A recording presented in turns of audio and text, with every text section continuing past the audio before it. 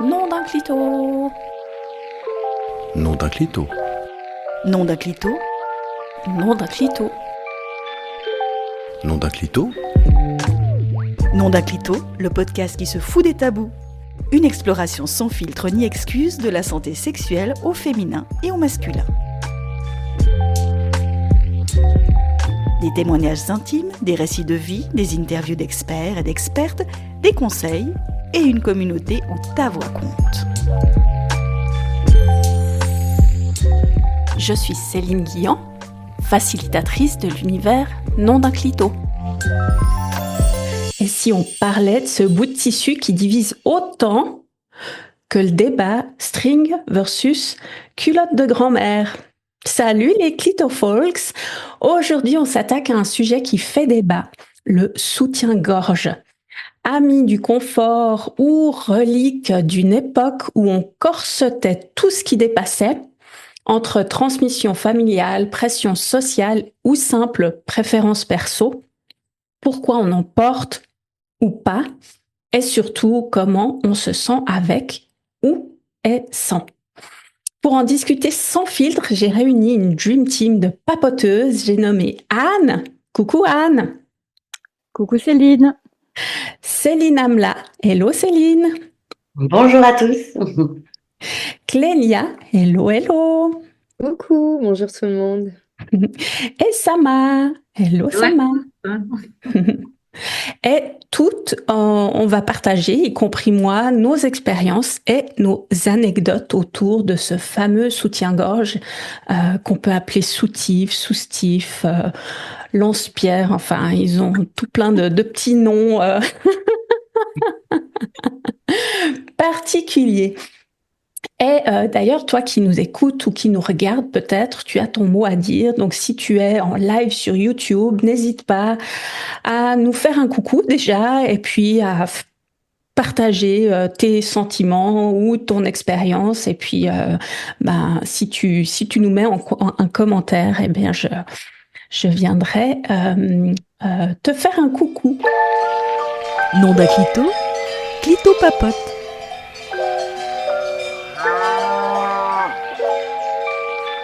C'est parti pour un clito papote qui va faire vibrer les fibres textiles et sociales. Mais avant ça, j'aimerais faire un petit retour rapide dans le temps en 1889 ou 1889 plus précisément, parce que c'est cette année-là,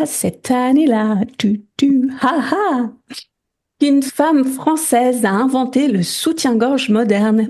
Et oui, c'est Herminie Cadol, et j'ai fait une micro-story sur ma page Insta. Donc, si vous voulez aller la voir, c'est dans les stories du mois de mars. Eh bien, c'était une ouvrière corsetière et militante féministe. Et elle a présenté le corselet-gorge lors de l'exposition universelle de Paris. Et c'est ce sous-vêtement novateur, ancêtre de notre soutien-gorge moderne, qui avait pour but de libérer les femmes du corset contraignant de l'époque. Et ça, c'est une source Radio France. Alors, sans plus attendre, on commence par la première question, qui est: quelles sont vos premières expériences ou souvenirs liés au port du soutien-gorge? Puis je vous amène des exemples et puis je vous amène aussi mon expérience perso. Les premiers soutiens-gorge à l'adolescence, comme par exemple, moi je me souviens que j'allais en France parce qu'à l'époque j'habitais en Suisse, puis il n'y en avait pas trop à l'époque en Suisse, en tout cas des petites tailles pour les ados.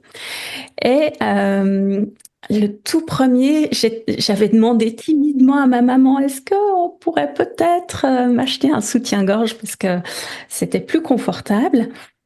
Et j'étais toute contente en fait, parce que ça me faisait passer à un niveau différent, à une phase différente de ma vie. Puis en même temps, comme c'était dans un supermarché, je me disais, pourvu que je rencontre personne de ma classe, parce que c'était quand même un petit peu la honte que les autres puissent savoir éventuellement que je portais des soutiens-gorge. Il y a aussi des pressions sociales, des normes esthétiques, comme par exemple le fait que voir des tétons, ça se fait pas, que il faut avoir une certaine forme de soutien-gorge ou de poitrine qui soit bien ronde, et puis ça peut questionner ou faire qu'on va mettre un soutien-gorge pour justement avoir une certaine forme et cacher ces fameux tétons, parce qu'il faut surtout pas les voir. Et puis dernièrement, il pourrait y avoir l'influence familiale, parce que de génération en génération, on met un soutien-gorge, puis on se pose pas de questions, et puis ça se fait comme ça. Donc, est-ce que vous avez des expériences particulières par rapport à ce premier contact, je dirais, avec les soutiens-gorge? Clélia, je te vois hocher la tête. Est-ce que tu as envie peut-être de partager? Ouais, avec plaisir. Merci Céline. En fait, parce qu'il y a un mot que tu as employé qui a retenti, c'est la honte. Et en fait, mes premières expériences en lien avec le port de soutien-gorge et même avant, port de brassière, quand j'étais plus jeune, ont vraiment été marquées par la honte. Et je me souviens que, effectivement, je devais avoir une dizaine d'années, j'avais pas du tout de poitrine. Moi, ça m'amusait de mettre des brassières et de jouer à la femme. Et on était allé chez le médecin avec ma mère et la médecin, c'était une femme, m'avait vraiment. Je me rappelle plus de ses propos exactement, mais je m'étais sentie honteuse parce qu'elle m'avait fait signifier que, en fait, si on n'a pas de poitrine et vu mon âge, j'avais pas à porter une brassière. Alors que moi, j'étais dans mon insouciance et j'avais envie de faire comme ma mère, peut-être comme ma sœur, je sais plus vraiment, mais il y avait quelque chose de vouloir me sentir femme, un peu comme les petites filles qui mettent les talons de leur mère, quoi. Et j'avais pas du tout la représentation de ce qu'était un soutien-gorge. Je devais avoir une dizaine d'années, quoi. Donc, et en y repensant, ouais, du coup, j'ai eu honte à cet endroit-là. Je me suis dit, bah merde, j'ai pas le droit, quoi, en fait. Il y a quelque chose j'ai pas le droit de me sentir féminine. C'est peut-être venu marquer ça. Et puis plus tard, en fait, quand j'étais ado, j'avais une forte poitrine. J'ai très vite eu une forte poitrine et je me rappelle, je sais pas pourquoi, c'est mon père qui m'emmenait, qui m'accompagnait en fait pour acheter Et donc là, c'est clairement marqué par la honte, quoi. Il y a quelque chose ouais, de honteux. Et puis surtout, comme j'avais une forte poitrine, il fallait qu'on m'achète des soutiens-gorge qui maintenaient très bien, du coup, qui étaient très chers. Donc il y avait aussi un peu ce truc de mince, mes besoins finalement coûtent cher à mes parents. Mhm. Donc voilà, l'expérience de honte a bien été ancrée à cet endroit-là, ouais. Ouais, je comprends. Et puis effectivement, ça doit être particulier d'aller acheter des soutiens-gorge avec son papa. Bon, je sais pas quelle relation tu avais avec ton papa, mais quand tu es ado, ça fait déjà partie de ta vie intime, donc t'as peut-être pas forcément envie qu'il aille t'acheter tes soutiens-gorge ou tes culottes. Ça paraissait naturel, en tout cas, j'ai pas souvenir de tabou, justement. Et du coup, là, je suis reconnaissante parce que c'était pas. Alors moi, j'avais un peu honte, justement, que ce soit un homme, mais si je prends du recul, j'ai l'impression que c'était naturel, que c'était OK, en fait. Alors, je crois que ma mère devait être là aussi, mais en tout cas, il y a rien qui. Ouais, enfin, il y a rien qui vient à moi de quelque chose qui soit. Ça paraissait pas décalé, en tout cas. Il y a un Mhm. processus naturel qui se fait à cet endroit-là, mais qui quand même a, a marqué un peu mon esprit. Ouais, je te comprends, je te comprends. Qui aimerait prendre la parole, mesdames? Mais Vous pouvez moi, je veux mettre la bien. main. Ah, pardon, ouais. Mais écoute, je veux bien parce que Dites-moi. c'est assez drôle. Je voudrais en même temps rebondir sur l'histoire de Clélia. En fait, par rapport au... Ah ben moi, c'est ça aussi mon expérience. Je dirais que j'ai pas eu honte de porter. Déjà, mes parents étaient divorcés. J'avais une douzaine d'années. On faisait du shopping avec mon papa. Et puis, on arrive dans une boutique et là, il me montre une brassière très jolie en plus, je me rappelle, avec des petites fleurs, des petites dentelles, et c'était un ensemble avec une jolie culotte. Et il me fait, Sama, ça te dit? Et moi, je savais plus quoi dire et quoi faire. Je me rappelle, j'avais fait les gros yeux. Papa en plus maghrébin, tunisien. Ouais. Je savais plus, j'ai juste fait ouais. Et il m'a fait, non, mais c'est bon, t'inquiète. Alors, je dis, ah oui, oui, vas-y, achète, papa. Et je pense que le fait que ce soit, en fait, lui, ça m'a peut-être beaucoup plus réconfortée, avec mon corps. Je veux dire, le fait de porter, en fait, cette brassière-là. Et en plus, il l'a acheté avec la petite dentelle, les petites fleurs rouges. C'était blanc avec des petites fleurs rouges. Enfin, je me rappelle. C'était très joli. Je me sentais vraiment, une vraie petite fille. Et c'est vrai que c'était assez conflictuel à ce moment-là avec, ma maman. Donc, du coup, j'ai envie de dire que ça a été plutôt une belle expérience que ce soit mon papa qui m'ait offert ça. Donc, plus la honte, comme dit, Clélia, que ce soit un homme et et qu'on n'a pas eu une relation, on va dire, très communicative, si je puis dire. Mais là, c'était tout de suite, il a vu que sa petite fille grandissait, qu'il fallait, apporter un besoin nécessaire. Donc, j'ai envie de dire une très riche expérience. Voilà. Mm. Ah, c'est cool, c'est cool. Bah, c'est chouette que tu le prennes comme ça. Et puis, Mm. effectivement, visiblement, à l'époque, ça, c'était demandé, en tout cas pas demandé. Tu l'as peut-être pas formalisé ou Mm. verbalisé, mais en tout cas, ça tombait vraiment bien. Mm. Donc, ça, c'est cool. Ouais. Qui d'autre? Céline, Anne? Céline? Vas-y. Par contre, attends, je te unmute.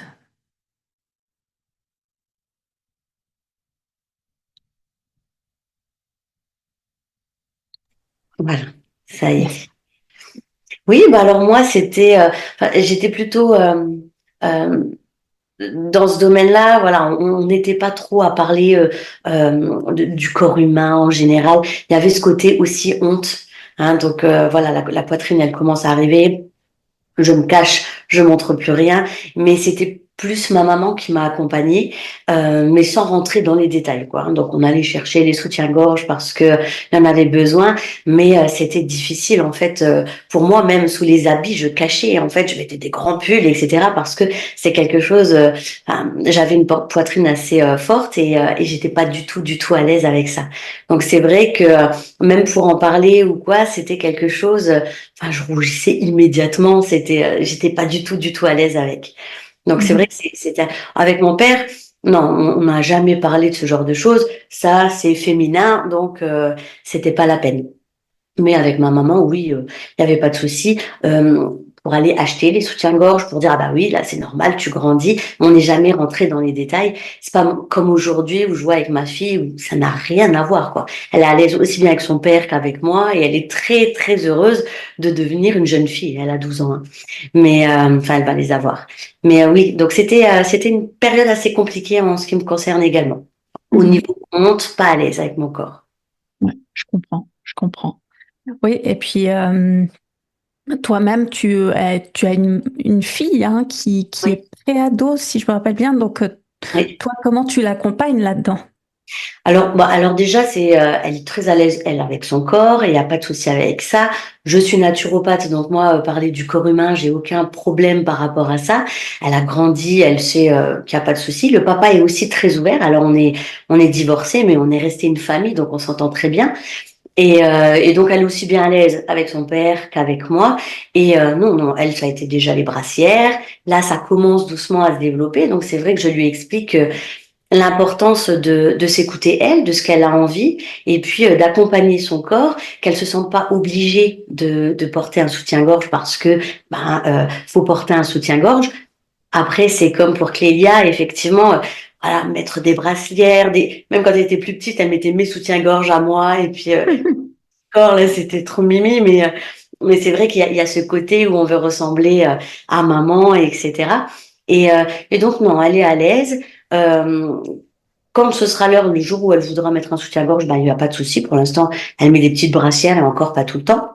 Mais maintenant que ça commence à se développer, elle est très contente. Elle me montre, tiens, regarde. Puis je commence à avoir mal, regarde. Ouh là, c'est vrai que, enfin, elle est marrante, mais elle n'est pas du tout gênée. Ça n'a rien à voir avec, peut-être nous, l'époque, je sais pas, qui fait qu'il y avait ce sentiment en fait un petit peu de malaise et de honte de devenir assez féminine en fait.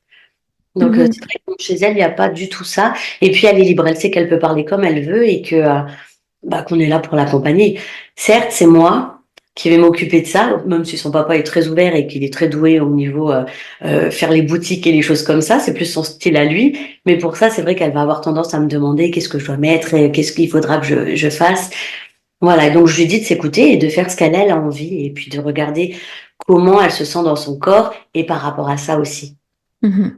Oui, oui, puis je pense que le fait que depuis toute petite, tu lui parles naturellement de son corps, ça doit aussi participer au fait qu'elle se sente à l'aise de pouvoir en parler avec toi.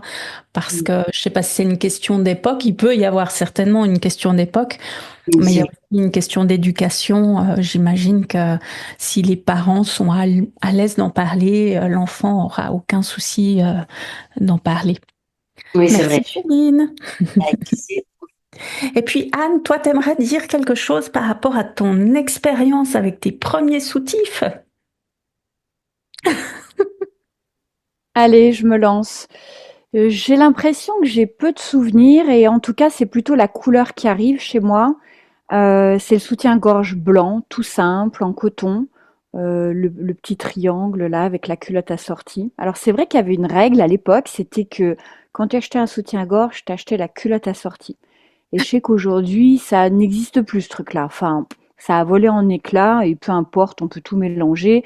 C'est ok, mais c'était vraiment le truc où une culotte, un soutien-gorge. T'achetais l'ensemble. Ça, c'était le truc. Après, moi, là où ça a été plus délicat, c'est que j'ai été formée assez tard. Et du coup, toutes les copines de ma classe avaient leur soutien-gorge. C'est plutôt en cinquième, en fait, que j'ai commencé à voir qu'elles en avaient toutes sauf moi. Donc ça a déjà créé un malaise, en fait, parce que j'étais différente, c'était pas pareil. Pourquoi? Bah, il y avait enfin, je faisais déjà un amalgame entre les filles qui avaient du succès auprès des garçons, elles avaient des soutiens-gorge. Voilà, ça s'était posé. Et puis, ben, moi, j'en avais pas. Mhm. Et il y avait aussi ce jeu dans la cour, mais tu sais, on faisait claquer les garçons faisaient claquer Ah oui. je m'en souviens de ce truc-là en cinquième.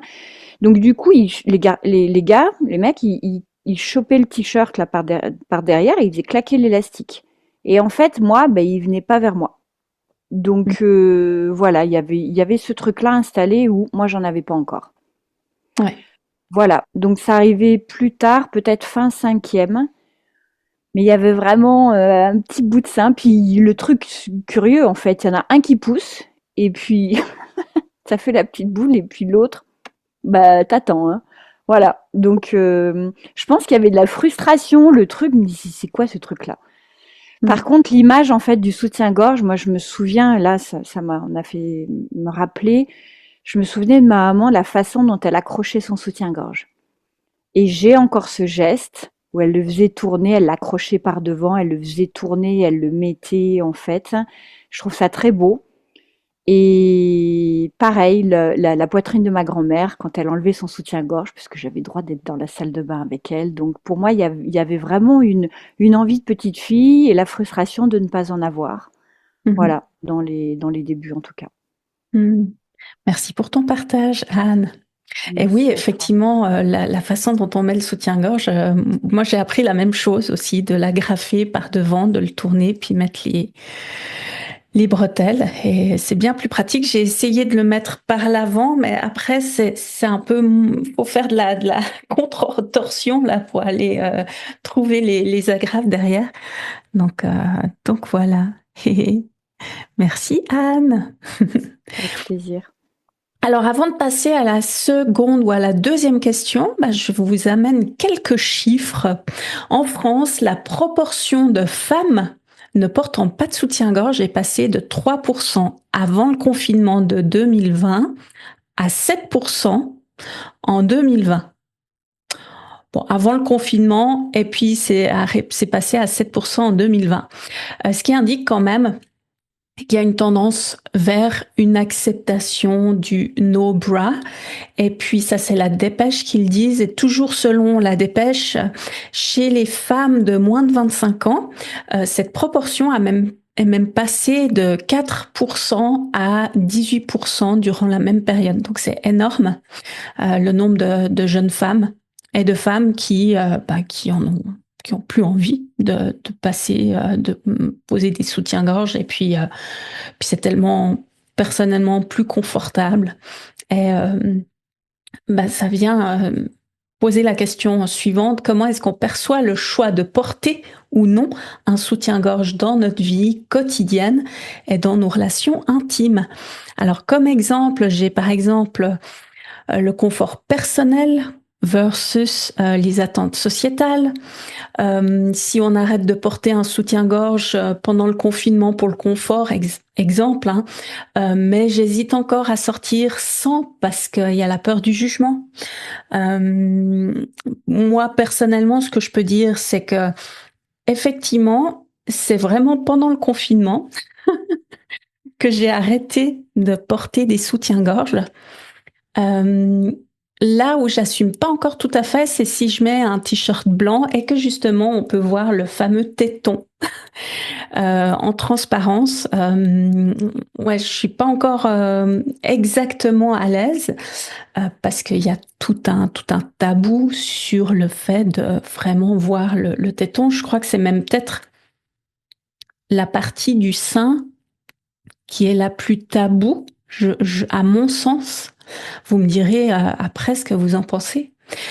Il peut y avoir un impact sur la confiance en soi aussi. Est-ce que si j'ai pas de soutien-gorge, je me sens plus libre et puis en accord avec mon corps. Et puis peut-être que ça m'a demandé d'abord de travailler sur mon assurance ou sur ma confiance en moi pour assumer de pas porter de soutien-gorge en public. Et puis, il peut y avoir aussi la réaction du ou de la partenaire parce que il a peut-être, il ou elle a peut-être été surpris au début qu'on porte pas de soutien-gorge. Et puis que finalement, il a peut-être soit respecté le choix et puis a soutenu la femme qui avait fait ce choix, ou peut-être au contraire, c'est peut-être quelque chose que le ou la partenaire accepte pas, et puis que il y a une idée qu'une femme ça doit porter de la lingerie, puis que ça se fait comme ça et pas autrement. Donc voilà un petit peu ce que je peux vous amener comme exemple. Comment ça résonne chez vous? Je suis assez curieuse d'avoir vos insights par rapport à ça.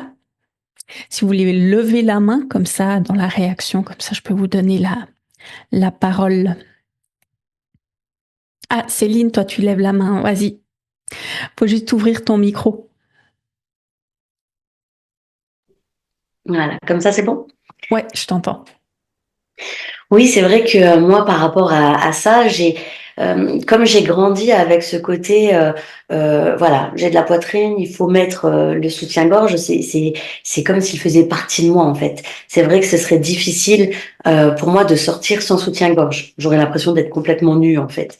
Mais à la maison, j'ai tendance à moins en porter. C'est vrai que c'est peut-être lié à la période du confinement parce que avant j'en portais, même je dormais avec à l'époque et donc du coup déjà j'en porte beaucoup moins à la maison, mais sortir ou être dehors, je l'ai jamais fait.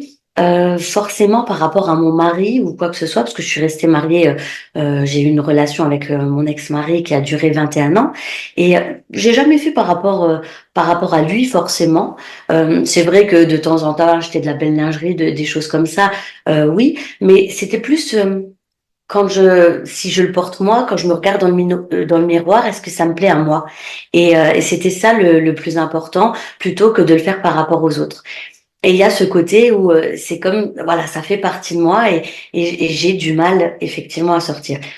Le téton, effectivement, alors là, ce serait encore pire parce que ce serait comme si vraiment on était tout nu face à tout le monde, ce serait plus compliqué. C'est vrai que cette zone-là particulièrement, autant je peux mettre des décolletés, des choses comme ça, mais oui, cette partie-là, ce serait difficile en tout cas pour moi. Donc oui, j'ai quand même cet attachement au soutien-gorge de par, je pense, la façon dont dont j'ai grandi. Après, ma maman, elle m'expliquait un petit peu, elle me disait qu'elle avait vu, parce qu'elle s'était posé un petit peu la question, parce que on avait déjà discuté sur le fait du maintien de la poitrine avec ou sans soutien-gorge.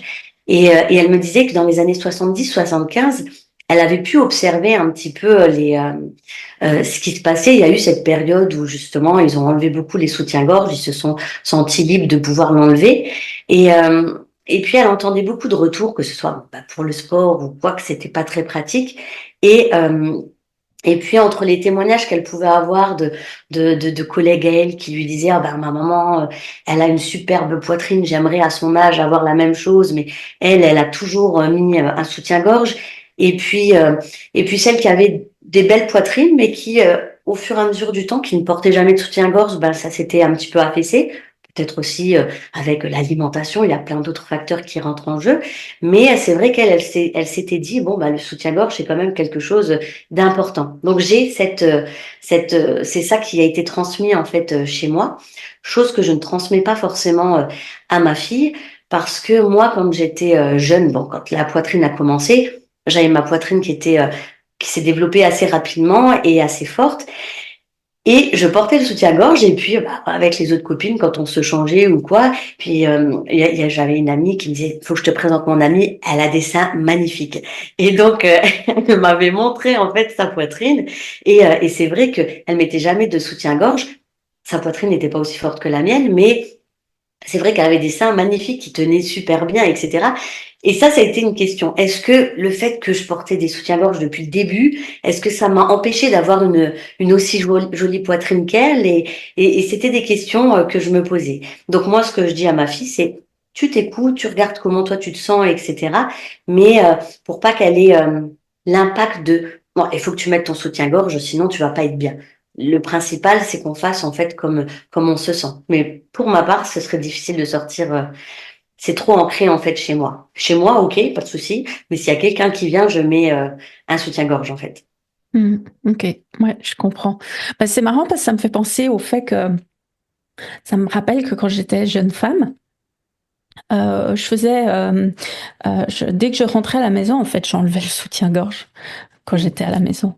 Mais effectivement, ouais, je comprends que toi, tu disais que tu le portais même la nuit pour dormir, et puis, et, c'est- moi, c'est étriquant en fait. Ça fait que c'est pas enfin, tu dors bien probablement, mais bon, après, j'ai l'image, c'est t'as les nibards qui se partent. Oui, c'est vrai. Aujourd'hui, je ne le fais plus, mais c'est vrai qu'à l'époque, je dormais avec les soutiens-gorge et pour moi, c'était voilà nuit, jour. Enfin, j'avais besoin. En fait, c'est comme s'il faisait partie de moi. Et quand j'ai commencé, je dirais pas à m'autoriser, mais à me dire, bah vas-y, c'est pas grave. En fait, tu peux te permettre de pas l'avoir le soir ou à la maison. C'était quand même agréable. C'est vrai que j'ai savouré le fait de pouvoir dormir sans avoir rien autour qui puisse te serrer ou te gêner un petit peu et c'est vrai que ça c'était un confort déjà de peut-être je sais pas si c'est de me l'accorder ou de me dire OK, il y a pas de souci avec ça quoi. Mhm. Me Ouais. détacher du fait que voilà, tu es obligé de porter ton soutien-gorge tout le temps quoi. Alors que Mhm. ma mère n'a jamais dormi avec un soutien-gorge hein, donc ça c'était pas quelque chose qui était transmis. Ouais. Voilà, c'est partie de moi où j'avais besoin de ça. Après, j'étais très très timide, donc très timide. J'acceptais pas non plus ma féminité. Enfin, j'étais pas à l'aise en fait avec l'extérieur par rapport à ma féminité. Alors peut-être que garder mon soutien-gorge c'était une manière un petit peu pour moi de, je conserve ça et puis ça me le maintient tout le temps. Je sais pas. Mhm. Plutôt que de l'avoir. Enfin, c'était pas non plus. J'avais pas des soutiens-gorge affriolants ou quoi que ce soit, ni qui me serraient la poitrine, mais voilà, quelque chose, voilà, c'est maintenu et puis ça reste à sa place, quoi. Mhm. Ouais. Ouais, je comprends. Merci Céline pour ton partage. Clélia. Oui, ouais, ton partage m'a inspiré, Céline. Moi, j'ai pendant très longtemps porté des soutiens-gorge et j'ai arrêté d'en porter il y a 6 ans. Alors, en fait, je suis revenue, mais je vais vous raconter mon processus. Euh, j'ai arrêté définitivement il y a 6 ans, je crois, quelque chose comme ça, 5 ans. Je sais pas ce qui s'est passé, j'arrive pas à savoir quel a été le déclic. En tout cas, ce dont je me souviens, c'est cette sensation de liberté et de retrouver ma puissance et ma confiance en moi, en fait. Qu'il y a personne peut rien me dire sur le fait de porter ou pas des soutiens-gorge. En plus, après, je suis partie au Québec, donc là-bas, on est vraiment dans une vision des choses, un état d'esprit qui est beaucoup plus différent qu'en France. Et je me questionnais beaucoup sur le regard des autres. Et en fait, comme j'ai très vite eu une forte poitrine, je me rappelle de... En fait, mes seins sont arrivés pendant l'été, entre la sixième et la cinquième. Je quittais la sixième plate comme une galette et je rentrais en cinquième. Je pense que je portais... Je suis même pas sûre d'être passée par un bonnet A ou B, à mon avis. Je suis directement allée sur du bonnet C. Et tout de suite, je suis devenue la blonde au gros seins. Et c'est fou comme aussi les jugements se sont agglomérés autour de ma poitrine, où d'un coup, je devenais une salope. Pourquoi? Parce que j'ai une forte poitrine. Donc c'était à l'époque, c'était difficile. Mais avec le recul, je me dis pourquoi on associe aussi le sein au fait d'être une salope, une pute ou autre chose. Encore une fois, c'est ce qui vient à moi, c'est comment on peut mettre la féminité sous couvercle, quoi. Mhm. Et auprès des femmes, ça crée du débat aussi, et je pense beaucoup de jalousie, surtout qu'à cette époque, enfin à cette période-là qui est l'adolescence, voilà, le physique, ça importe beaucoup, enfin ça importait beaucoup. Et du coup, bah, on venait pas me voir pour mon intérieur. En tout cas, on s'arrêtait où on venait pour l'extérieur. Donc, il y a eu un vrai processus pour moi de relâcher tout ça, en fait. Donc, de lâcher le soutien-gorge, ça, au niveau du regard des autres, ça a pas été si impactant puisque ma poitrine faisait déjà source de débat. Par contre, je me souviens de situations où vraiment on me regardait les seins, mais c'était très dérangeant. Et en fait, j'avais qu'une envie, c'était de lever mon t-shirt et de dire, bah, tu veux les voir, tu vas les voir. Mhm. Je l'ai jamais fait, mais je crois que j'aurais adoré. Et donc, voilà, plus de soutien-gorge pendant 5-6 ans, ce qui a aussi fait beaucoup de bien à mes finances. Et même pendant ma grossesse, finalement, j'ai pas du tout porté de soutien-gorge. Je me suis sentie très bien. Et là, c'est très récent, ça doit faire 1 mois ou 2 que je porte de nouveau des brassières parce qu'en fait, je suis en train de ressentir et reconnaître les limites de mon corps. Et j'ai beaucoup de douleurs au dos. En tout cas, j'ai des douleurs récentes c'était beaucoup localisé dans les lombaires avant. Je sais pas, Céline, si toi aussi tu rencontres ça, puisque tu dis que tu as aussi une forte poitrine. Et là, les douleurs, elles montent vraiment dans le haut du dos. Je me suis dit, tiens, bon, alors c'est pas par plaisir, mais en tout cas, c'est pour écouter les autres parties de mon corps. Je me suis dit, bah, je vais réintégrer la brassière et voir comment ça se passe. Et effectivement, quand je me réveille le matin, je me sens mieux d'avoir porté la brassière le jour d'avant, quoi. Donc, je suis encore loin du petit soutif mignon et bien sympa que j'aimerais bien. Moi, j'aimerais bien que ça soit léger comme ça, en fait, mon rapport au sein, et de pouvoir m'acheter des petits soutifs bien sympas et que ce soit pas pour un côté pratique ou confortable, quoi. Mhm.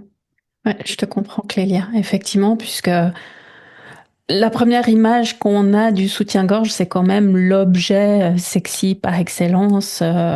Alors après, forcément, il a un côté pratique, mais malheureusement, il est euh, tout joli, tout dentelé, tout mignon jusqu'à un certain bonnet. Et puis après, plus, quand tu montes dans les bonnets pour les plus grosses poitrines, bah, c'est déjà moins joli. C'est bien dommage. Ouais. Ouais. Merci pour ton partage, Clélia. Est-ce que tu disais, effectivement, par rapport au fait que quand on est ado, mais il n'y a pas que quand on est ado, finalement aussi, quand on est adulte, que le physique importe vraiment. Et je me souviens quand j'étais ado, moi, c'était à l'époque, dans les années 90, donc il y avait les Ophélie Winter, les Pamela Anderson. C'était vraiment le début de ces bimbos là. Et je pense que ça aide pas non plus. Et quand tu disais, quand on disait que tu étais la blonde à forte poitrine, et puis que on est plus vers toi par intérêt que vraiment parce que trouvait sympa ou qu'on avait envie de te connaître, et ben, ouais, ça fait chier. Ça fait chier. Mm. Mm. Merci Clélia. Je vois, Sama, que tu as levé ta main. Moi, j'ai envie de dire que si j'ai porté ce soutien-gorge ou ces brassières, je pense que ça c'était surtout un effet sociétal, ou même, je dirais, de conditionnement. Ça veut dire que c'était normal. Une femme devait porter un soutien-gorge, sinon ce n'est pas une femme. Donc moi, c'est comme ça que je l'avais ressenti depuis ma première brassière offerte par mon papa. Et au fur et à mesure, je me posais pas de questions, mais c'est vrai que je m'en rappelle au collège et au lycée. C'était beaucoup des taquineries au niveau de la poitrine des filles. Donc et ça quand Anne elle faisait référence où les garçons ils tiraient là, j'en ai fait les frais et c'était vraiment pas drôle sur le moment. Mais à un moment donné, c'est devenu comme si c'était banalisé, c'était devenu un jeu. C'est allez, on se taquine, c'est un nouveau jeu. J'avoue que c'était sur le moment, ça nous a fait bizarre. Je me rappelle, j'étais avec mes copines et on pestait sur ces garçons-là, et puis ensuite après c'est devenu tellement banal. Et du coup, au fur et à mesure, donc j'ai toujours porté des soutifs jusqu'à ce que je commence à faire un travail réellement avec ma connexion avec mon corps. Et c'est là où là je commence à vraiment à ressentir les sensibilités, les sensations, ma sensualité. C'est là où vraiment je supportais plus, même au-delà du soutif, même d'autres vêtements aussi. C'est-à-dire que la dentelle, je ne porte plus. Ça me démange, ça me gratte. Et les soutifs, et je me rappelle, même déjà à l'époque, avant que je sois vraiment connectée à ma sensualité, j'avais qu'une envie, c'est de rentrer à la maison et d'enlever mon soutif. Et c'était comme si j'arrivais à mieux respirer, quoi. C'était pour moi, c'était assez contraignant parce qu'il fallait, en fait, je me disais qu'il fallait donc ce côté conditionnement sociétal. C'était même pas famille. Pour moi, il y avait pas, on parlait pas. Issu d'une famille métissée vietnamienne, tunisienne, on parlait pas vraiment de ça. Donc c'était assez tabou, mais avec des copines. Mais voilà, pour moi, c'était normal, si je puis dire. Alors que je déteste ce mot-là, mais voilà. Donc les filles portent des soutifs et voilà quoi, et c'était point barre. Mais moi je me rappelle encore que quand je rentrais à la maison, ouais, cette cette sensation d'enlever c'était comme une prison, d'enlever ça, dire je suis libre enfin. Et au fur et à mesure où je me suis connectée à ma sensualité, donc c'est là où je disais je n'ai plus en fait je n'arrivais plus à porter des soutifs, j'arrivais plus. C'est comme si ma poitrine refusait, rejetait même. Donc c'est comme ça devenait même presque allergique. Donc ça me démangeait et tout. Et là, je peux pas dire que je sors sans. J'ai une brassière depuis, ça fait 5 6 ans, je porte des brassières quand je sors. Donc voilà, et j'étais bien contente qu'ils commencent à vendre. Moi, j'ai une poitrine, allez, aux alentours de 90, 15 BC, donc ça dépend en fait. Mais par exemple, là où je porte vraiment, on va dire cette brassière-là, ça c'est quand je suis dans ma période où ma poitrine, elle commence à bien se développer. Et là, je sentais une lourdeur. Donc, j'ai pas encore vraiment appris, on va dire, à cohabiter avec encore, sans soutif. C'est ça que je voulais dire. Donc, je trouve que c'est super important dans le sens où j'apprends à le faire à la maison. À l'extérieur, j'ai encore, voilà, comme tu disais, Céline, ce téton, tu vois, c'est quelque chose de très tabou. Même quand on regarde sur les réseaux, les femmes voilà, qui sont pleinement elles-mêmes quand elles sont dans, je sais pas moi, dans leur photo, elles vont juste cacher le téton en fait. Alors qu'on voit tout le reste, mais on va juste cacher le téton et c'est ok. Sinon la photo elle est expulsée. Donc si on voit le téton, donc, c'est pour ça que j'ai presque envie de dire, mais attendez, la poitrine, les seins, c'est pas que le téton quoi. C'est tout ça, c'est tout l'ensemble. C'est ça la beauté, c'est ça le beau. Et c'est vrai que j'avais jamais compris pourquoi juste de mettre une petite croix sur le téton, ça disait, eh ben, elle a pas de poitrine. Donc, c'est quelque chose que je me suis toujours questionnée. D'ailleurs, je pensais avoir la réponse ici. J'espère que j'aurai la réponse. Donc, voilà. Mais je pense que quand on est connecté vraiment à notre corps, mais réellement à notre sensualité, je pense que le corps déjà rejette ce tissu qui n'est plus adapté en fait. C'est comme si, parce que tout à l'heure, Céline, me semble-t-il, elle disait que voilà, ça faisait partie d'elle. C'est comme si elle l'avait intégré. Donc c'était son corps, en fait, c'était sa peau presque. Mais c'est vrai que moi, depuis que cette sensualité, elle est vraiment imprégnée en moi, ah bah non, soutif, no way en fait. Donc il m'arrive de porter encore des soutifs, mais quand je suis invitée à des événements où là, je vais porter une robe un peu plus décolletée, là, c'est plus voulu pour mettre en valeur, on va dire, ma poitrine. Mais sinon, plus de soutifs dans mon armoire. Et c'est vrai que ça fait des économies. Je trouve ça incroyable comment c'est super cher. Mhm. Mhm. Du coup, je suis bien contente de voilà d'avoir ma petite brassière et de sortir et d'être à l'aise. Donc même là aussi, que mes seins arrivent à bouger, que c'est plus une honte en fait. Tu vois, c'est ces Mhm. réflexions de dire oh bah regarde tes seins ils bougent, hein, c'est pas très beau, c'est pas très esthétique. Mais en fait non, ils sont vivants. Moi à chaque fois je leur dis, eh, laissez-les vivre, ils sont vivants. Donc tu vois même mon corps il le dit, ils sont vivants. Donc voilà ma petite expérience sur ça. Yes, merci Sama.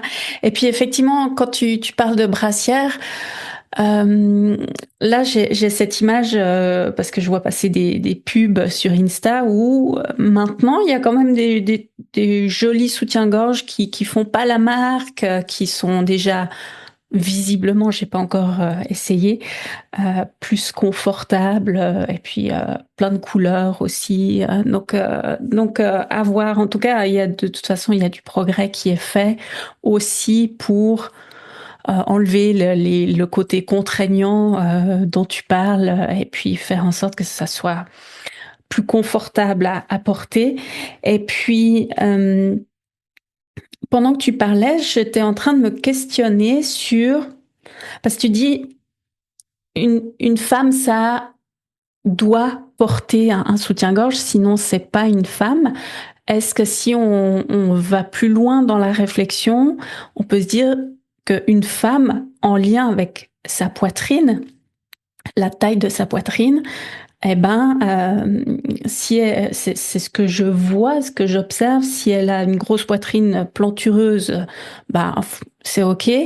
Mais si elle en a pas, bah ça pose problème. De suite, on remet en question sa féminité. Euh, donc ça, c'est aussi intéressant d'aller voir. Et je vois que Anne, tu lèves les sourcils.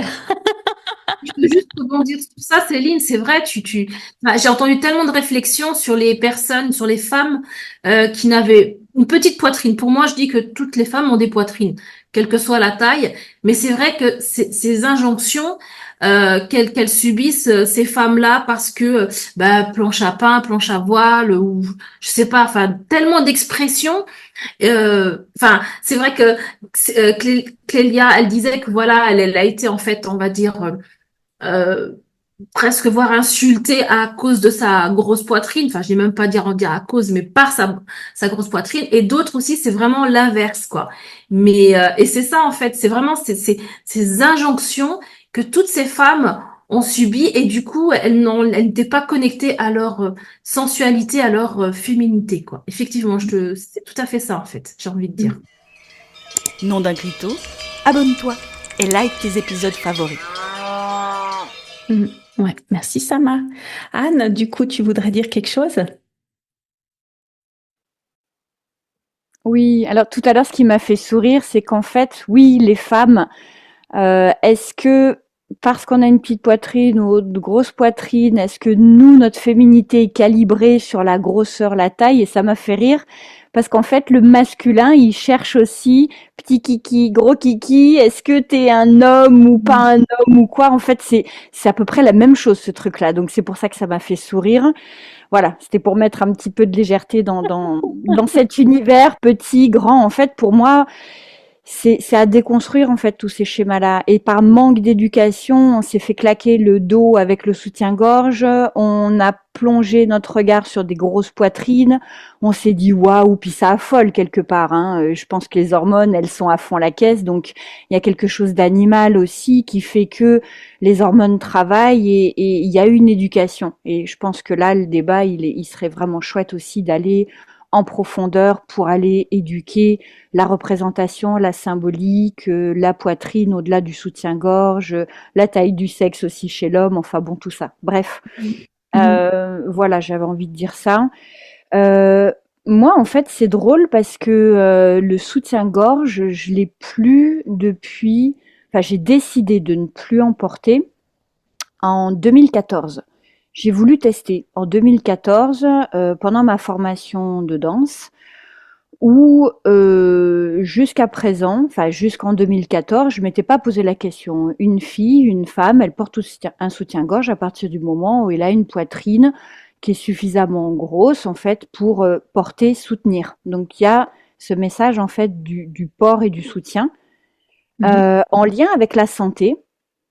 Et puis, bah, du coup, il y a aussi la couleur, la forme, la mise en avant, la sensualité, la dentelle, pas de dentelle. Et moi, il y a le côté médical où je me souviens, ma gynécologue me disait régulièrement, quand j'allais lui rendre visite, elle me disait qu'il fallait que je mette aussi des brassières et pas que des soutiens-gorge avec des armatures pour éviter les kystes ou potentiellement en fait un souci de frottement et qu'il fallait vraiment alterner. Mais à l'époque, j'avais l'impression qu'il y avait très peu de brassières. Donc, j'ai pas voulu en mettre. Puis pour moi, en fait, ça permettait aussi de remonter et puis de mettre en avant la poitrine. Bah oui. Voilà. Donc moi, j'ai fait l'expérience en été 2014 de ne plus porter de soutien-gorge. Et j'ai trouvé ça génial. Par contre, ma crainte, qui était induite, c'était elle risque de s'affaisser. Et en fait, non, parce que j'avais une copine en formation qui m'avait dit, moi je porte, ça fait 6 mois que je porte plus de soutien-gorge et j'ai l'impression que le muscle, en fait, parce qu'en plus on dansait, donc on sautait et tout, on dansait, donc il y avait quand même une crainte. Et en fait, non, pas du tout, parce que moi, du coup, j'ai retrouvé une élasticité et aussi un contact avec ma poitrine, de la sentir sous mon t-shirt, de laisser en fait le corps bouger, vivre et faire confiance en fait à la poitrine et voilà. Donc ça c'est top. Et par contre aussi aujourd'hui je porte enfin j'ai brassière, soutien-gorge, j'ai tout ce qu'il faut à portée de main. Donc ça va être, si j'ai une tenue à porter et que je vais à un dîner ou il y a des gens que je connais un peu moins, ça va être quand même un symbole de protection. C'est-à-dire que je vais protéger ma poitrine, la protéger aussi du regard et quand même me montrer femme. Donc il y a vraiment ce truc-là. Et bon alors chez moi j'en porte pas. Si je vais aller skier, je vais en porter. Voilà. Mais c'est vraiment un libre choix et en effet, à l'époque où je bossais dans des bureaux, etc., je rentrais chez moi, je me posais sur le fauteuil et en fait, sous le pull, j'avais le petit rituel de le soutien-gorge était posé par terre. Voilà, c'était vraiment le truc qu'il fallait enlever parce qu'en effet, moi, j'ai vraiment senti à partir du moment où j'en ai plus porté et qu'il fallait que j'en mette encore, cette espèce de truc qu'on s'oblige à avoir et qui sert en fait et qui empêche de respirer. Voilà. Donc moi c'est une liberté aujourd'hui de ne pas porter de soutien-gorge. Mhm. Et maintenant, de toute façon, les fringues, je trouve qu'on est vraiment libre en fait aujourd'hui au niveau des fringues. Il n'y a plus tellement de dress code. Bon, mis à part ton métier, ce qui t'emmène à vivre, moi aujourd'hui, je m'en fiche. Mhm. Ouais. Ouais. Et par contre, ce qu'il y a de drôle, c'est que le téton, moi, ça m'a jamais, mis à part s'il y avait un t-shirt de concours mouillé, donc là, tu voyais les tétons, tu vois, c'était plus gênant, mais moi, ça m'a pas trop gênée. Et je voulais faire le lien aussi par rapport, je sais pas si on va parler aussi de la plage et d'être topless. Mais T'as vas-y, prévu tu d'en peux y parler? aller. Ouais. Tu peux y aller. Moi, pareil, j'ai une maman qui, enfin voilà, petite fille, je suis allée tous mes étés à la plage et même là encore. Et j'ai vu aussi les changements. Parce que pour moi, c'était d'une évidence aussi que du coup, à la plage, tu avais le bikini, tu faisais tomber le haut, tu te faisais bronzer. Par contre, Alors moi, j'ai 51 ans. Je pense que vers la quarantaine, quelque chose comme ça, je me suis aperçue que sur la plage, il y avait plus une seule femme qui ne mettait plus de soutien-gorge. Et là, ça m'a fait bizarre parce que pour moi, la plage, c'était vraiment le truc où je mets le bas, le haut, je m'en fiche. Et Mhm. ça ne me gênait absolument pas. Donc j'ai eu en fait ce regard, un ou deux étés de suite, où quand j'enlevais le haut, les gens me regardaient. Mais ils me regardaient et là, je me suis dit non, Anne, tu peux pas continuer comme ça. Remets ton haut. Par contre, quand tu es sur ta serviette, enlève. Mais quand tu vas aller marcher ou nager dans l'eau, tu remets ton soutien-gorge, ton haut. Mhm. Ouais. Aujourd'hui, c'est revenu. Maintenant, celui qui ça plaît pas, bah, il a qu'à partir. Je m'en fiche. Mhm. Ouais. Voilà, j'assume. Il y a une histoire d'assumer aussi. Ma poitrine, elle est comme elle est. Mon corps, il est comme il est. Et puis, si vous n'êtes pas content, allez voir ailleurs. Mhm. Ouais. C'est un point intéressant, important aussi que tu amènes par rapport au topless, parce que moi-même, en étant femme, quand je vois des femmes topless sur la Oui. plage, ça me choque parce Ah, que moi, j'ose pas le faire. Et puis, en fait, ça me choque pas dans le. Je vais pas me dire, dis donc, elle manque pas d'air celle-là, mais plus ça attire mon regard. Euh, hmm, Comme si j'avais le focus là. Je suis pourtant pas une perverse, mais, mais plus peut-être parce que je me dis waouh, elle ose en fait. Et puis moi, hmm. je me l'autorise pas parce que ben j'ai, je le dis enfin en transparence, j'ai un sein qui est plus gros que l'autre. Et puis j'ai jamais vraiment aimé ma poitrine. Tu sais, quand je me regarde dans un miroir, c'est pas toujours simple. Alors, il y a des jours avec, il y a des jours sans, et puis j'ai ce regard sur ma propre poitrine qui fait que je m'autorise pas à faire du topless. Donc, c'est hyper intéressant ce que tu apportes Ouais. comme sujet. Moi, alors, il y a sur la plage aujourd'hui, là où je vais être et tout, je vais quand même, je vais quand même prendre soin de regarder autour de moi, tu vois, qui sont les personnes qui sont autour. Et parfois, je vais quand même avoir, j'ai le soutien-gorge en fait dans mon sac. Euh, je vais le mettre, je vais pas le mettre. Ça va vraiment être une question de là où je suis. Comment ça se passe? Est-ce que c'est OK que je le laisse ou est-ce que c'est OK que je le mette? Voilà, donc c'est Mhm. une option. En tout cas, c'est plus du tout une obligation. Et ça, je trouve Ouais. ça génial. Mhm. Ouais. Ouais. Merci Anne pour ton partage. Et puis effectivement, j'ai beaucoup aimé ce que tu as dit au début. Finalement, la taille de la poitrine est proportionnelle à ce qu'on dit de la féminité. Et la même chose chez les hommes qui, bah, s'ils ont un petit sexe, et ben c'est de suite, oh, tu vas pas aller bien loin avec ça, quoi. Ouais, merci pour ton partage, Anne. Avec plaisir. Clélia, tu voulais ajouter quelque chose? Oui, je voulais revenir, moi, sur la notion de plaisir, en fait, et qui peut peut-être faire le point avec pas mal de choses qu'on a abordées. C'est qu'à partir du moment où je me suis autorisée à ressentir du plaisir dans ma poitrine, et du coup à me réapproprier ma poitrine, bah, finalement, tout le reste n'importait plus, c'est-à-dire qu'elle soit grosse, qu'elle soit petite, que j'ai un sein plus gros que l'autre ou pas. Et ça, c'est aussi ce que j'enseigne ou ce que j'essaie d'apporter aux femmes que j'accompagne, c'est de relâcher la vue, parce que on va avoir tendance à porter du jugement sur notre corps, nos seins, peu importe là où on estime qu'on a des complexes. Or, si on relâche la vue et qu'on amène le toucher à la place pour apprendre à aimer son corps, et ben là, c'est révolutionnaire. Et du coup, moi, j'ai déjà eu des orgasmes juste avec ma poitrine. Et là, ça, ouais, je souhaite ça à toutes les femmes et je crois pas que ce soit une question de taille de sein. Je pense que c'est juste une question de comment je me suis réapproprié mes seins, ma poitrine, comment j'ai appris à les aimer. Et le tantra, je fais du tantra, m'a beaucoup aidé aussi dans cette réappropriation de mes seins, de mon corps.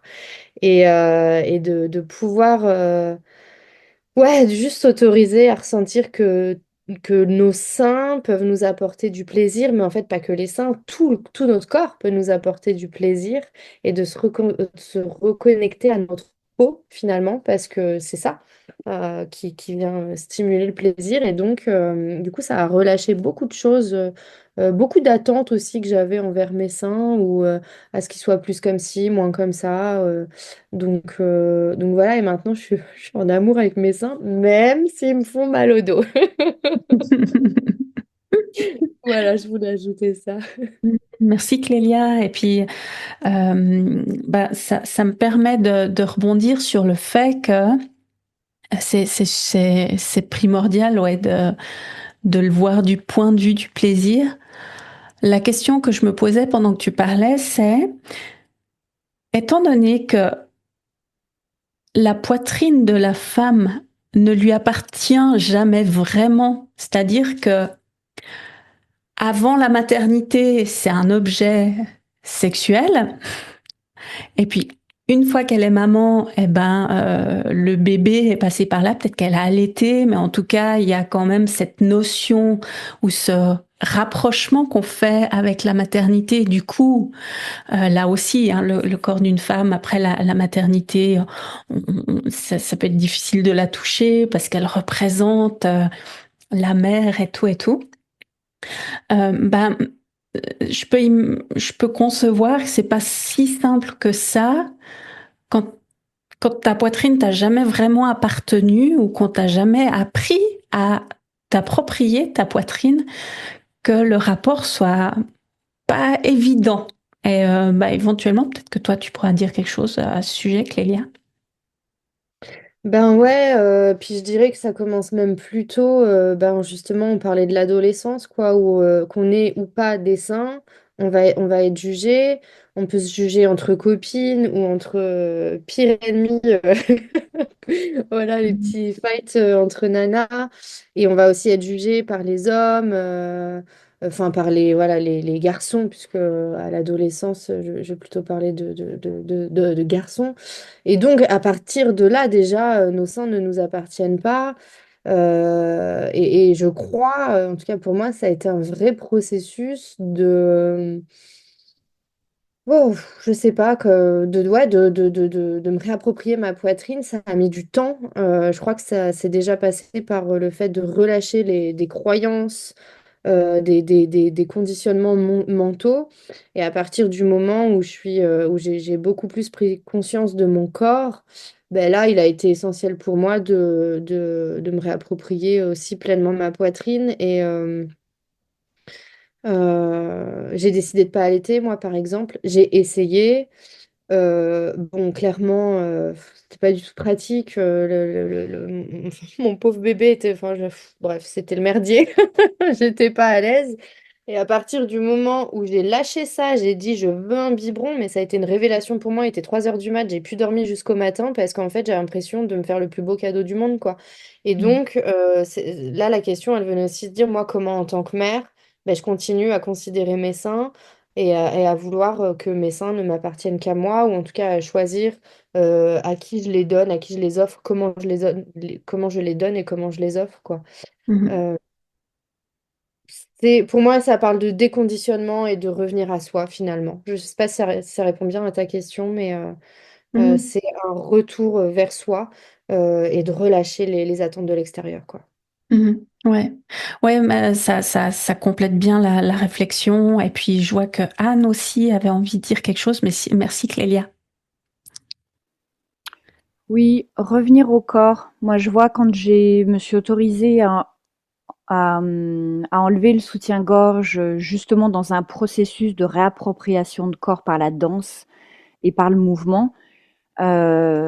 vraiment, j'ai commencé à comprendre que ce mouvement, tout ce qui était à l'intérieur, c'était vraiment une quête de retour à soi, d'aller ressentir en effet, puisque la danse que je pratique et qui m'a été transmise, il y a pas de miroir, il y a pas de chorégraphie imposée, mais juste un retour par le souffle et les centres énergétiques, de placer le corps dans sa posture. Et du coup, c'est vraiment un focus interne. Et j'ai envie de dire que c'est tout le corps, hein. C'est vraiment tout le corps, c'est le doigt, c'est l'orteil, c'est tout. La vulve, le vagin, le ventre, les fesses, tout, en fait. Donc ça, c'est vraiment quelque chose qu'on ne nous a pas appris, et qu'il est super important, en fait, aujourd'hui, avec tout ce qui se passe, d'amener, en fait, cette dimension de ton corps t'appartient. Mhm. Mais pas, ouh, attention, attention, on peut te faire du mal. Non, non, non, non, non, parce que ça amène de la peur sur de la peur sur de la peur. Mais vraiment, en fait, à la base de tout, en fait, ton corps, il t'appartient. Ton corps, tout. Ouais. Donc, dans un monde où il y a beaucoup de réseaux sociaux, fou, fou, Ouais, ouais. il y a du boulot. Vraiment en fait, ton corps, il t'appartient. Et ça, c'est la base. Et pour en revenir à la poitrine, et moi j'ai 4 enfants, je les ai allaités les 4. Mais pour moi, ça a été un bonheur en fait de les allaiter. Sauf un enfant qui avait vraiment très très faim. Et là, en effet, à partir du moment où j'ai lâché l'idée qu'il fallait à tout prix que je lui donne de mon lait et que les médecins me disaient que c'était le meilleur aliment, là, il a commencé à avoir quelque chose de différent. Mais j'ai pas pensé que mon enfant me prenait mon corps. Mais par contre, en effet, le plaisir du féminin et du rapport à l'homme quand tu allaites, alors là, fallait surtout pas que mon mari me touche les seins, hein. C'était qui touche, tu as 3 baffes dans ta tête parce qu'en fait, il y a plus de place pour l'homme dans cet espace-là, Mhm. Ouais, de l'allaitement. ouais, exactement. Mmh. Merci Anne. Merci.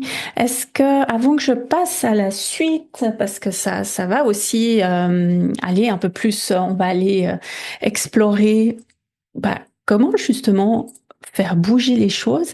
Est-ce que vous avez autre chose à ajouter par rapport à ce qu'on a dit? Moi, je veux pas, enfin, je veux juste rajouter une chose, même si ça complète tout ce que les filles ont dit. C'est juste la notion de se réapproprier de son corps. Je trouve ça quand même encore hallucinant de se dire qu'on doit se réapproprier de quelque chose, en fait, où on est né avec. Mhm. Et comme dit Clélia, c'est vraiment effectivement une question de conditionnement, de l'éducation, enfin tout ce qui s'ensuit. Moi, j'appelle ça le champ morphique de manière énergétique. C'est quelque chose qui nous a vraiment imprégné, impacté nos cellules, notre ADN. Et le fait de se réapproprier de son corps, de commencer en fait à le toucher, à faire connaissance, c'est dingue de se dire ça, mais à faire connaissance avec son corps, toutes ces parties de son corps, comme disait Anne, ça a un impact énergétique en fait aussi sur notre cellule, donc ça réinforme nos cellules. Et donc le fait juste de se caresser les mains, c'est-à-dire que le corps, il enregistre, il dit, ah oui, j'ai besoin que moi-même je me caresse, que je me touche. Donc c'est ça aussi, se réapproprier de son corps. Je veux pas dire que c'est obsolète, mais au début, quand on disait voilà, pour t'aimer, tu te regardes dans le miroir, et que Clélia, elle a dit quelque chose de super important, et même Anne, il n'y a pas de miroir, de pas être dans le vu, parce que justement, on a été conditionné à dire que la femme, c'est comme ça, c'est comme ça. Donc, se voir là, se dire, ah bah non, j'ai un sein qui part là, ou j'ai un petit bourrelet là, c'est pas possible de se dire qu'on va s'aimer. Mais le fait de revenir, de se toucher, ça réinforme, ça a un impact sur nos cellules, c'est juste incroyable. C'est comme si le corps, il en redemande encore. Et Mhm. plus on fait ça, plus il y a cet amour pour nous-mêmes qui vient et qui s'accentue. Voilà, je voulais juste rajouter cette petite note. Ouais, merci, ouais, c'est clair. Et quand tu parlais de se toucher soi-même, ça m'a fait penser à une forme d'autonomie aussi, de pas attendre que ce soit l'autre ou l'extérieur qui nous apporte ou qui réponde à ce besoin. Et ça m'a fait même penser plus loin à l'autonomie dans notre propre sexualité de femme, où on se dit, je peux me masturber, j'ai pas forcément besoin de l'autre, mais je peux me toucher, me caresser, et puis avoir aussi une autonomie sexuelle, qu'on soit en couple ou pas. Donc voilà. Exactement. Merci. Eh ben, je vais passer à la troisième et dernière question, où justement, la question c'est comment est-ce qu'on pourrait ou comment est-ce qu'on peut encourager une acceptation plus large du choix de porter ou non un soutien-gorge, et puis surtout de déconstruire les stéréotypes qui sont associés au port du soutien-gorge ou pas. Et puis on en a pas mal parlé aussi pendant cette conversation. Je vous amène quelques exemples aussi. Donc il y a Anne qui en parlait de l'éducation, de la sensibilisation. Vraiment parler ouvertement des avantages, des inconvénients du port du soutien-gorge, mais aussi de la poitrine, du corps de la femme, de sensibiliser par rapport au fait que on a toutes aussi un corps complètement différent, et puis même célébrer les diversités de corps, des représentations diversifiées justement, parce que on peut voir des femmes avec ou sans soutien-gorge dans les médias, mais on peut voir aussi des femmes qui ont des plus grosses poitrines, des plus petites poitrines, qui ont eu aussi, je pense aux femmes qui ont eu un cancer du sein, qui ont dû faire une ablation aussi, parce qu'elles se sentent pas moins féminines, parce qu'elles ont qu'elles ont dû se couper d'une partie d'elles finalement. Et puis le soutien entre femmes, comme on l'a fait aujourd'hui, partager nos expériences, soutenir les choix de chacune, peu importe qu'ils soient, et puis renforcer comme ça la confiance collective et sortir de cet aspect comparaison, rivalité entre les unes et les autres, qui font que finalement que de nous séparer les unes des autres. Donc je serais assez curieuse de vous entendre à ce sujet-là. Qui veut prendre la parole en premier? Céline, vas-y. Tu y vas, c'est ok. Alors Sama. Ok. Déjà, moi, j'ai envie de dire, déjà en tant qu'accompagnante aussi pour femmes et hommes, mais les hommes, c'est venu un peu plus tard, et à ma grande surprise, c'est déjà, c'est un cheminement propre à chacun. Il n'y a pas de méthode toute faite, il n'y a pas je veux dire, c'est comme ça. Anne, elle disait qu'elle s'est réappropriée de son corps par la danse. Clélia, elle disait par le tantra. D'ailleurs, moi aussi, je suis passée par le tantra. Mais c'est déjà un cheminement. Et j'ai envie de dire que peut-être le tout premier, on va dire, déclic, c'est déjà d'en parler entre nous.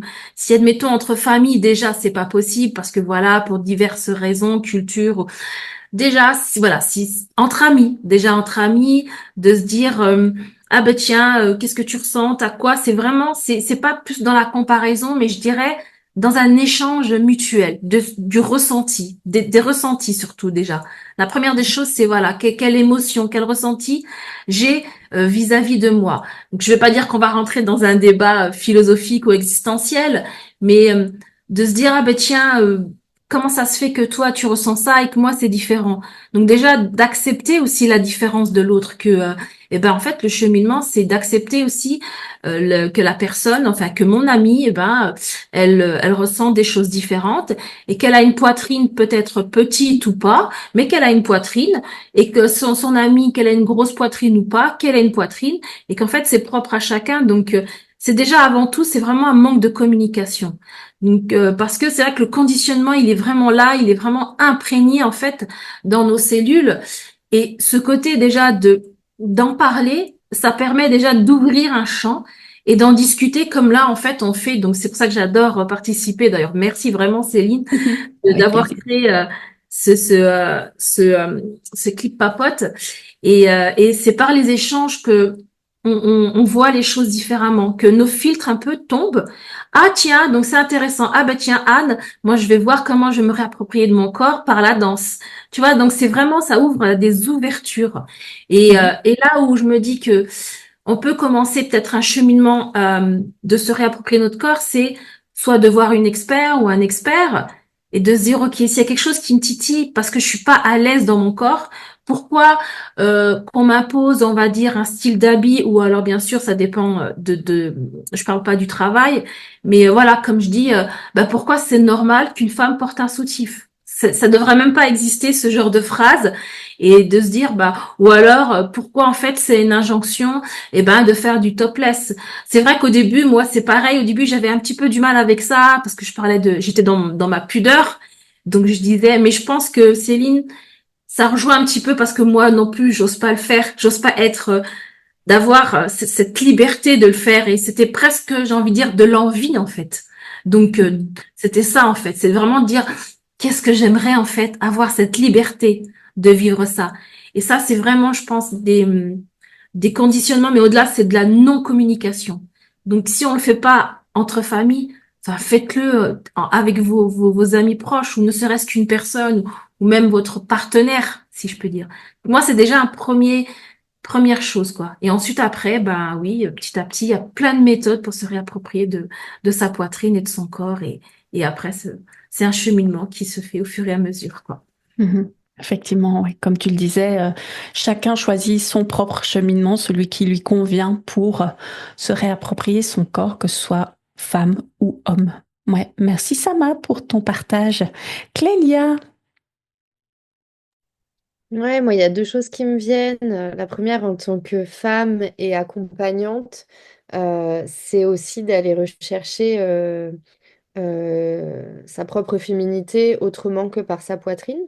Donc ça peut être par les habits, le maquillage, mais ça peut aussi être par le fait d'aller ressentir à l'intérieur de soi sa féminité intérieure euh, et de pas spécialement focaliser sur les seins. Je pense qu'il y a des femmes qui peuvent avoir beaucoup de poitrine et ne pas du tout se sentir féminine ou femme, et à l'inverse des femmes qui n'en ont pas du tout et qui exploitent à fond leur féminité. Donc c'est vraiment, ouais, pour moi, l'idée, elle est vraiment de pas s'arrêter au sein, quoi. C'est quand même un symbole féminin très fort. Et la deuxième chose qui me vient, c'est en tant que mère d'un petit garçon, de l'inviter, lui, à aimer son corps, en fait, à accueillir son corps de manière inconditionnelle. Au début, ce que je voulais partager, c'était de l'inviter à accueillir le corps de l'autre de manière inconditionnelle, mais je pense qu'en fait, ça passe déjà par soi. Si j'aime mon corps, si je suis connectée à mon corps, à ces sensations de plaisir, de bien-être, de joie, de détente, et ben en fait, je vais être amie avec mon corps. Et donc, il y a quelque chose de l'ordre de quand on est en contact comme ça avec son corps, ben, d'inviter les autres à faire de même, et pas forcément de manière explicite, mais juste parfois ça se ressent, les personnes à côté de qui on est, et on sent que là, on peut pleinement être dans son corps et qu'il n'y aura pas de jugement. Et du coup, pour moi, c'est un peu une mission en tant que maman d'un petit garçon de vraiment d'être dans l'accueil inconditionnel de son corps, de qui il est. Et puis, bah, ensuite, il aura aussi son chemin, mais de voir si naturellement, il pourra proposer ça aux personnes qui seront autour de lui. Et je pense que ça commence dès petit, quoi. Vraiment. Et il y a quelque chose que je voulais aussi aborder tout à l'heure, c'est donc, je suis en formation d'héroguide, donc avec un outil qui s'appelle les hérotypes qui a été développé par Laura Pinson. Et elle parle d'abondance autonome, où on parlait tout à l'heure d'autonomie, de se réapproprier son plaisir et son corps. Et effectivement, c'est peut-être une autre clé que d'inviter chaque être, chaque individu à revenir à sa pleine autonomie, à son abondance autonome, que ce soit dans le toucher, dans l'amour, dans l'amitié, vraiment cultiver aussi soi-même, dans un rapport à soi-même, son amour de soi et puis voilà, son plaisir propre. Voilà, hmm. c'est ce que j'avais envie de partager à ce sujet. Merci Clélia. Céline, Anne, Céline, Alors, vas-y. oui, alors du coup, oui, je suis d'accord avec ce que Sama et Clélia ont dit, et c'est vrai que le fait de pouvoir parler avec des personnes, enfin, il faut savoir s'entourer de personnes qui sont dans le non-jugement, savoir que on peut dire les choses, ne pas, on peut. Ce qui est important dans la communication, c'est la prise de conscience que cette communication va apporter. Donc, on peut avoir des points de vue chacun différents, mais du coup, ça nous permet de dire, ah oui, ok. Donc moi, je ressens plutôt ça. Ah, et toi, tu ressens ça. De comprendre les points de vue de chaque personne. On est des milliards sur la planète, avec chacun nos points de vue et chacun, en fait, notre richesse, parce que nos points de vue se sont construits par le prisme de tout ce qu'on a pu vivre. Et c'est ça qui est super riche. Et donc, ce qui est important, c'est de s'entourer de personnes qui sont dans le non-jugement pour pouvoir discuter clairement et en toute sécurité. Alors quand ils sont jeunes encore plus, c'est vrai que alors moi j'ai aussi un garçon, il a 14 ans et ma fille et donc tous les deux ils voyaient bien comment ils se développent chacun de leur côté et je me rappelle ma fille quand la première fois elle a vu son frère qui devenait adolescent et euh, et en fait elle passe à côté, il était dans la salle de bain. Oh mon Dieu, c'est horrible, qu'est-ce que je viens de voir et tout ça, c'est moche. Mais qu'est-ce qui t'est arrivé? Enfin voilà, ça a été très marrant et et puis il y avait dans cet échange-là, c'est ce que je lui dis, et j'ai vu que ça a rassuré mon fils aussi de dire, mais tu te rends compte tu as le droit de penser ce que tu veux, mais c'est assez violent la façon dont tu lui sors, mais mon Dieu, mais qu'est-ce qui t'arrive, c'est moche. C'est sûr que toi, t'as pas l'habitude et tout ça, bon, ton frère est grandi, mais et puis j'expliquais à mon fils à quel point son corps il est parfait et que c'est formidable en fait qu'il devienne un jeune homme et et qu'il est très important en fait de ne pas se fixer sur ce jugement négatif. Si ça résonne pas avec nous, on laisse ça de côté en fait, et qu'il soit toujours bien recentré à l'intérieur d'eux pour qu'ils apprennent à s'aimer eux-mêmes. Parce que quand on s'aime soi-même, c'est là qu'on rayonne et qu'ils peuvent apprendre justement à s'aimer, à se reconnecter à eux-mêmes. Et déjà quand ils sont petits, déjà apprendre à se connecter. Du coup, on n'a pas besoin de se reconnecter par la suite, c'est encore mieux.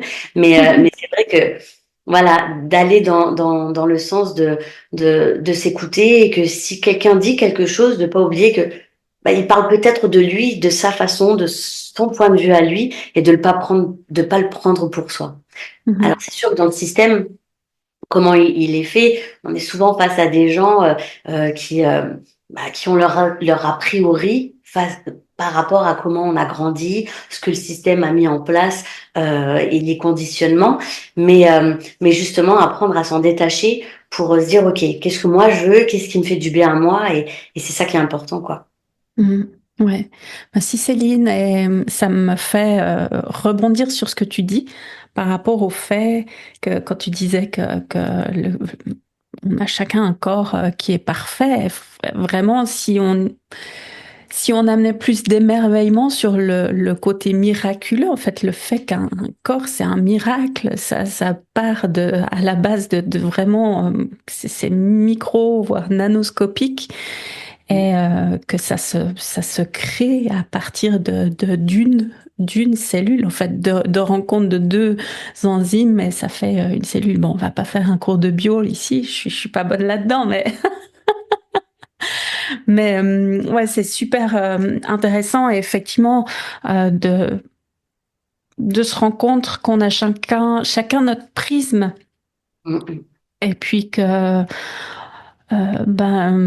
avec, comme tu disais, nos éducations et comment on a vécu, peut-être comment on s'est senti rejeté ou qu'on a eu des blessures ou au contraire qu'on s'est senti accueilli dans qui on était, ça amène une pièce de puzzle en plus au prisme de chacun. Ouais. Ouais, et d'où la communication, c'est là où c'est important, où c'est quelque chose, enfin c'est une richesse incroyable quand on est à l'écoute vraiment de l'autre. C'est de nous, on est là, un point de vue, une personne, un point de vue par rapport à tout ce qu'il a vécu. Et nous ne sommes qu'un, en fait, mais avec une seule facette.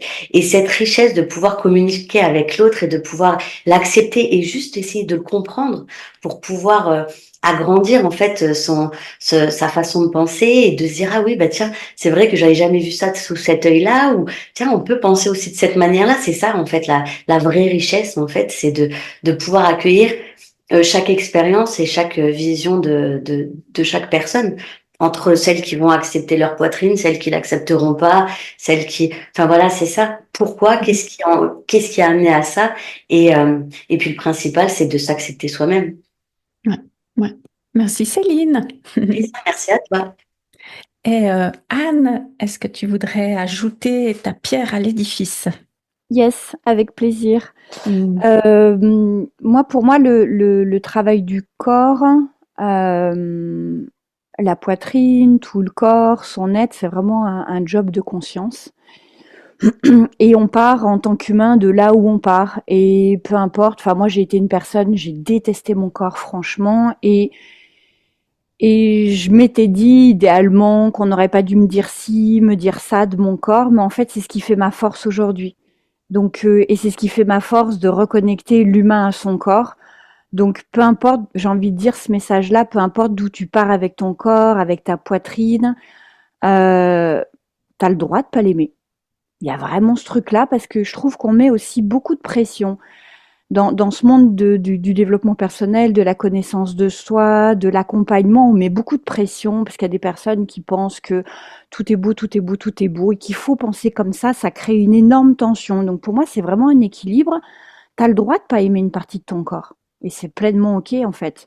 Et puis regarde aussi, ça va dépendre si tu portes que ton focus sur ce que t'aimes pas de toi ou si tu regardes aussi l'autre partie que tu aimes et que tu aimes un peu plus. Et du coup, comment tu vas être en équilibre du coup de ce que tu aimes de toi, de ce que tu aimes moins de toi et comment tu vas petit à petit avancer vers cet amour de toi inconditionnel. Mais c'est vraiment pour moi le travail de toute une vie. Donc j'inviterai les personnes qui ont envie de ne plus porter de soutien-gorge à être curieuses, à s'offrir la liberté de choisir et de dire bah tiens aujourd'hui j'ai envie de le mettre, tiens aujourd'hui si je le mets pas qu'est-ce que ça fait, d'aller tu vois comme être une enfant qui découvre et qui se dit bon là j'ai envie, on va voir ce qui se passe. Bon au pire je peux remettre. Et puis tu vois vraiment jouer et être sur un terrain de jeu de je l'enlève pas, je le mets pas, tiens, aujourd'hui il pleut si j'en mets un. Enfin, tu vois, être complètement un petit peu loufoque avec cette idée d'emporter, de pas emporter. Et le plus important, de revenir à ses sensations et regarder en fait qu'est-ce qui se passe à l'intérieur de moi. Mhm. Et se donner le choix, parce qu'en fait, notre pouvoir sur Terre, c'est de se donner le choix en fait. Mhm. Ouais, ouais, c'est vrai. Et de prendre ce qu'il y a à prendre, d'en discuter, d'ouvrir la discussion. Je pense qu'il y aura toujours des jugements en fait à propos de la poitrine, donc on les éradiquera pas. Par contre, toi, choper le truc et de le prendre, ouais, bah, telle personne, elle dit qu'il faut absolument sortir avec un soutien-gorge. Moi, je le fais pas. Est-ce que je suis OK avec ça? Et du Mhm. coup, et on en revient à la notion de se responsabiliser, d'être autonome et de se dire, bah, en fait, je fais quoi? Ça m'embête pas, je vais essayer, je vais en parler. Et pour moi, la vie, elle est toujours mouvement, en fait. Donc, tu as le droit de changer d'avis, tu peux emporter, tu peux essayer, enfin, t'es libre. Ouais. Mhm.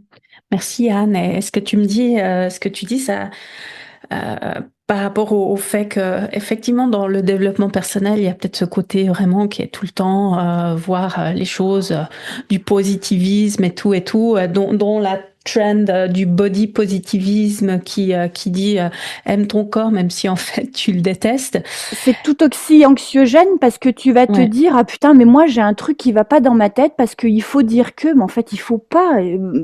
Reviens là au dedans, t'as le droit de pas l'aimer. Moi, je Mhm. me suis tellement jugée, je l'ai pas aimé pendant des années, je l'ai détesté. J'ai vécu des expériences que, bah, en fait, qui me servent aujourd'hui à aller reconnecter l'humain à son corps. Et peu Mhm. importe comment il est. Donc, c'est vraiment un état d'équilibre, quoi. Ouais, ouais, C'est absolument. Ben, pas obligatoire, hein. ouais. Non, non. Et puis, comme tu le dis, il y a aussi des moments où on s'aimera plus, d'autres on s'aimera moins. Et puis, il y a aussi ce contre-penchant du body positivisme. Il y a un autre mouvement qui s'appelle la neutralité corporelle qui va, lui, plus encourager à voir la fonction du corps, plus comme par exemple mes bras, même si il y a un petit peu de gras là qui pendouille, bah, finalement, ils me servent à embrasser les gens que j'aime ou à dessiner ou à colorier. Tu vois, je trouve que ce penchant-là, et il est plus facile d'accès parce qu'on te demande pas d'aimer à tout prix ton corps, mais de juste voir, d'apprécier ce que tu peux faire avec, ce que ça te permet de faire et d'avancer dans ta journée, dans ta vie. Donc, ouais. C'est peut-être aussi remettre du sens sur le bras, la poitrine, les pieds. Mais il y a un ensemble, ouais. Ouais. Ouais.